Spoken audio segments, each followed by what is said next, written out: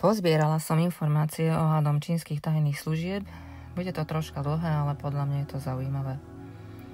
Rok 2020. Čína bola v pozornosti SIS ako rozvíjajúca sa veľmoc s globálnymi ambíciami, vrátane snách o ovplyvňovanie politického vývoja v Európe a oslabenie euroatlantických bezpečnostných štruktúr.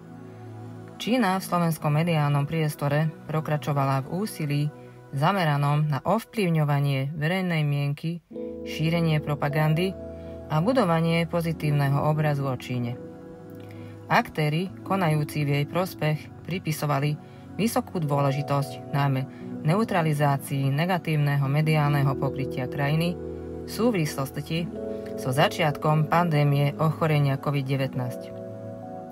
Od začiatku rozšírenia pandémie na územie Európy propagovali rôznymi mediálnymi kanálmi nielen efektivitu prísnych opatrení vykonaných na území Číny, ale aj rôzne formy čínskej zdravotníckej pomoci a komerčné dodávky zdravotníckych materiálov, ktoré boli prezentované ako pomoc pre európske štáty údajne trpiace v dôsledku nečinnosti inštitúcií EÚ. Rok 2021. Čínske spravodajské služby v hodnotenom období využívali v SR najmä svoj klasický modus operandi, to je budovanie kontaktov v štátnej správe a vo vzdelávacích inštitúciách, ktorého cieľom je nadviazať prvotný kontakt s jednotlivcami s potenciálom zastávať v budúcnosti významné funkcie v štátnej správe. Pokračovali lobistické aktivity zamerané najmä na podporu prieniku čínskych spoločností do kritickej technologickej infraštruktúry orgánov štátnej a verejnej správy SR a do prostredia akademických a vzdelávacích inštitúcií. V dôsledku ekonomických problémov niektorých slovenských spoločností pôsobiacich v oblasti inovácií a pokročilých technológií spôsobených pandémiou ochorenia COVID-19 sa zvýšilo riziko ich skupovania čínskymi subjektami. V priebehu roka 2021 pokračovalo hybridné a vplyvové pôsobenie Číny na SR, aj keď viditeľnosť a intenzita informačných aktivít vo verejnom priestore sa s porovnávaním v priebehu roka 2021 pokračovalo hybridné a vplyvové pôsobenie Číny na SR, aj keď viditeľnosť a intenzita informačných aktivít vo verejnom priestore sa v porovnaní s rokom 2020 znížila. Ťažisko záujmu sa v poslednom období prenáša z kultúrno-jazykového spektra na oblasť vedy, technológií a inovácií. Zvyšuje sa tak riziko priemyselnej špionáže alebo prieniku čínskej propagandy do najprestížnejších vzdelávacích inštitúcií v SR. V Číne si prezident realizovanými politickými reformami posilňoval svoje mocenské postavenie. Čínske vedenie naďalej využívalo pandémiu ochorenia COVID-19 na posilnenie svojich vplyvových aktivít. Pandemická situácia výraznou mierou ovplyvnila rozvoj budovania tzv. Inteligentných miest, pričom Čína tento svoj koncept ponúkala ako súčasť protipandemických opatrení aj pri expanzii do zahraničia.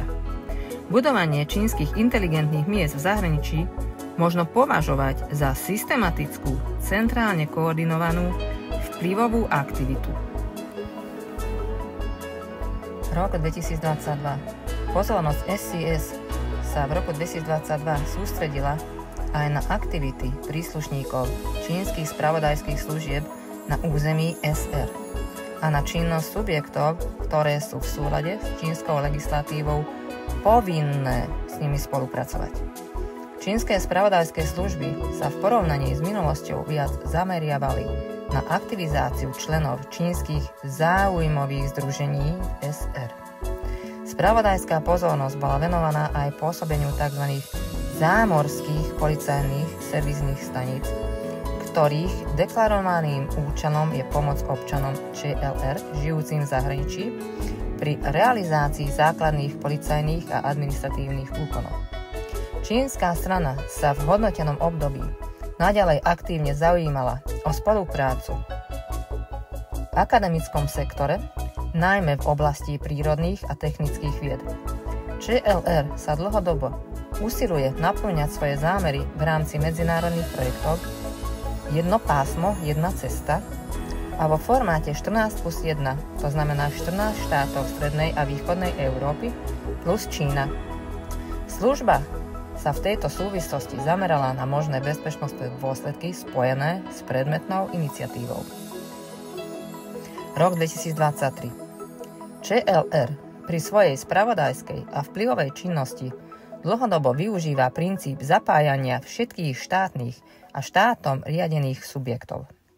V súlade s čínskou legislatívou sú s čínskymi spravodajskými službami okrem vládnych organizácií povinné spolupracovať aj všetky čínske občianske organizácie a súkromné spoločnosti, vrátane subjektov pôsobiacich v zahraničí. Takže ešte raz. V súlade s čínskou legislatívou sú s čínskymi spravodajskými službami okrem vládnych organizácií povinné spolupracovať aj všetky čínske občianske organizácie a súkromné spoločnosti vrátane subjektov pôsobiacich v zahraničí. SIS preto venovala pozornosť aktivitám čínskeho režimu zameraným na kontrolu čínskej diaspory. Významnú úlohu v tejto súvislosti plnia čínske tzv. Zámorské policajné stanice, ktorých aktivity majú z pohľadu štátov, kde sa nachádzajú, často nelegálny charakter.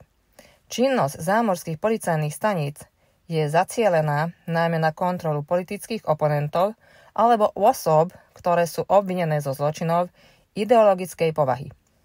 Čínske spravodajské služby používajú širokú škálu nátlakových metód, vyhrážanie, zastrašovanie a obťažovanie rodiny príslušníkov ČLR, aby podozrivého prinútili k návratu do ČLR. Na šírenie svojho vplyvu v SR čínska strana využívala rôzne nástroje.